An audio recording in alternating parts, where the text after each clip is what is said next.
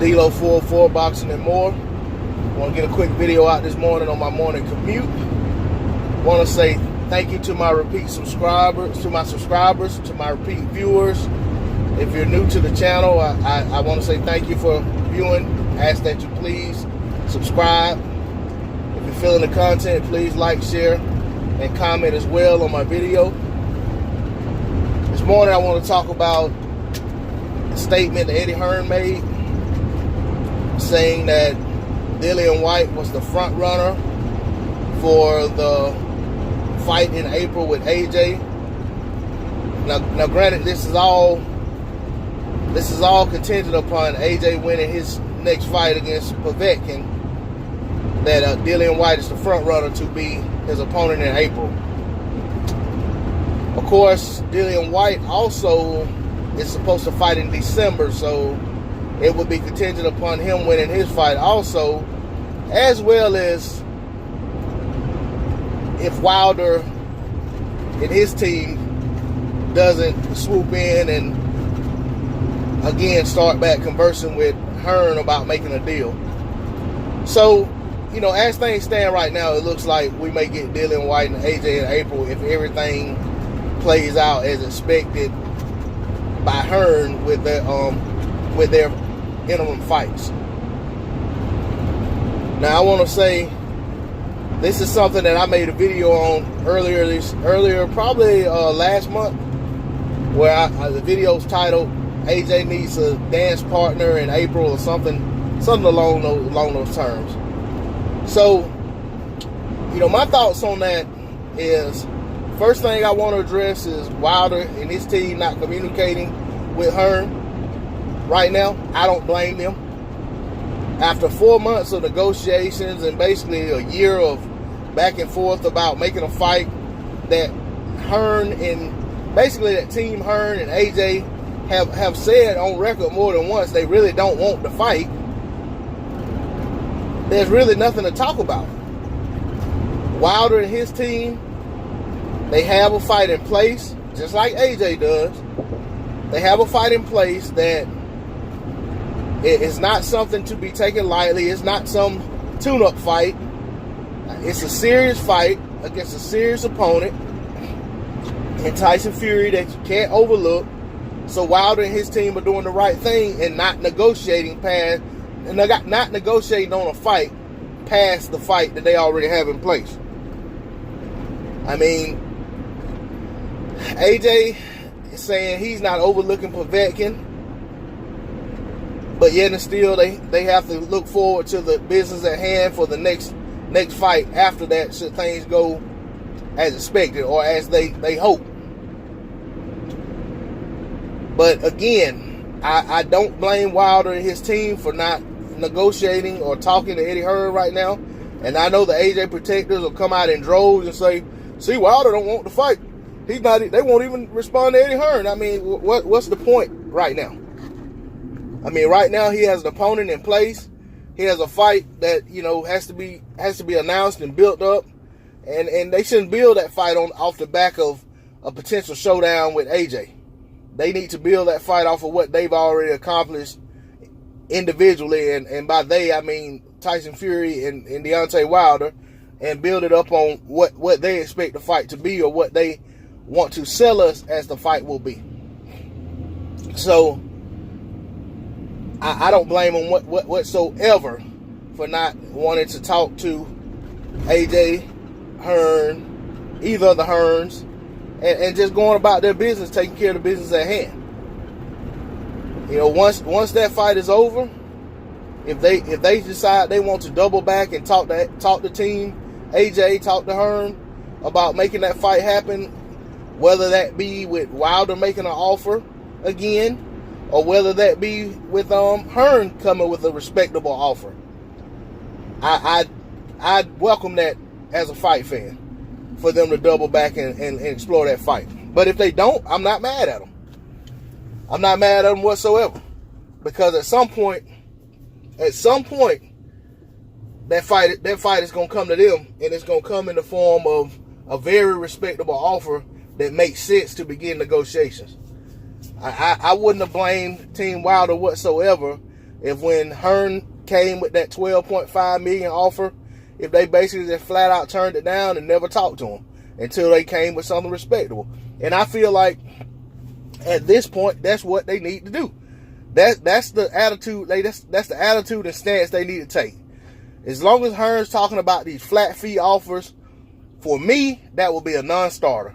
We're not even going to talk about negotiating until you start talking about percentages. As long as you're talking about these flat fee offers, you don't want to fight. And that's basically the attitude I would have. And we go from there. But enough about that. As it pertains to Dillian Whyte, yes, he will have an interim fight in December, according to Hearn. And in December, they're talking about a rematch with Chisora, which is another thing I made a video about, saying that the rematch needs to happen ASAP. I personally think that fight is a fight that fight fans, even over here in America, can appreciate. They appreciate how that was a very closely matched fight. And I think a rematch would be just as close based on how Chisora looked his last time out and how Dillian Whyte looked his last time out, as well as how they looked when they came together and made the fight the first time. That said, going into that fight, if they make that fight, there is no clear favorite in my opinion. I think that fight is a 50-50 pick'em fight. And I will say that tells you where Dillian Whyte is. Chisora has never been a world beater, and Dillian Whyte is no world beater. He's right there with Chisora. Even though he's much younger, he's right there with Chisora, and he's probably plateaued at how good he's going to get at this point. I'm not saying it's impossible for him to improve, but it's very possible that we've seen the best that Dillian Whyte has to offer, and he may stay there for a while, but he may very well be at his peak and the best boxer that he's going to ever be. And what we see now is just what he is. And him gassing out or whatever happened in the Joseph Parker fight, to where he got caught and nearly stopped late in that fight, that's just what he is. I mean, maybe he can work on his conditioning and stuff like that, but the Dillian Whyte we see now, I think, is the Dillian Whyte at his best. I think he's arrived, and he's at the best he's going to be. And I don't know that him right now fares any better against the version of Chisora that fought Carlos Takam than he did in the first fight. But that said, I as a fan look forward to it. I hope they make that fight. I know Eddie Hearn doesn't really want to make that fight. Eddie Hearn also mentioned bringing him over to America, and he probably wants to bring him to America and put him in some walkover type fight. You know, and what I base that on is look at the fight he has Big Baby Miller in, fighting blown up light middleweight, former cruiserweight contender. I don't know if Adamic ever won. I think Adamic was a champion at cruiser, but Tomas Adamic. Now Adamic was a former title challenger. For the heavyweight crown. He did fight Vitaly Klitschko and pretty much lost every minute of every round in that fight. But he's also beat some big heavyweights. I remember he beat Michael Grant, even though Michael Grant probably could have stopped him at one point in that fight. Grant had him hurt, but he wasn't able to capitalize because Michael Grant was way over the hill and pretty much a shot fighter that was just still fighting, you know, for whatever reason, to earn money, glory, or whatever it was. Michael Grant was in the game a little past his best buy date at that point for sure. But that said, I don't know what's next for Dillian Whyte. I don't know if he's going to fight a rematch with Chisora. I don't know if he's going to come to America and take some pretty much soft touch just so that he stays in line for that AJ fight. I'm not sure. But I also think that the competitor in Dillian Whyte knows that he has to do better than he has done in his previous few fights to beat AJ. So that said, I think he knows that he needs to be fighting a legitimate fighter before going into the AJ fight. Otherwise, he's just there as cannon fodder to lose again and to make AJ look that much better. But that said, I like to see what's next. I like to see what's next for Whyte. I like to see him in with Chisora, but if he's fighting somebody else, hopefully it's a competitive fight. And I look forward to seeing what happens with this whole saga. As for AJ, I don't think he needs to look past Povetkin just because Povetkin's a dangerous puncher. And AJ has shown he has shown that he can be hurt and hurt badly in a fight against a puncher. So I think AJ needs to have 100% focus on how does he beat Povetkin to keep all of his stuff, all of his success intact, so that the fight in April actually means as much as it should mean. So I'm hoping that everything pans out. As a fan, I'm still holding out hope that Wilder and AJ will come together as two undefeated champions, and the fight will be as big as it was on track to be this year when the fight should have happened. So I'm not pulling for AJ to get knocked out by Sasha. I'm not pulling for Fury to upset or beat Wilder. I'm hoping that they both stay on track. But that said, I will say I will not be surprised if AJ gets stretched by Povetkin. I won't be surprised if AJ stretches Povetkin. That's the heavyweight division. It's the heavyweight division.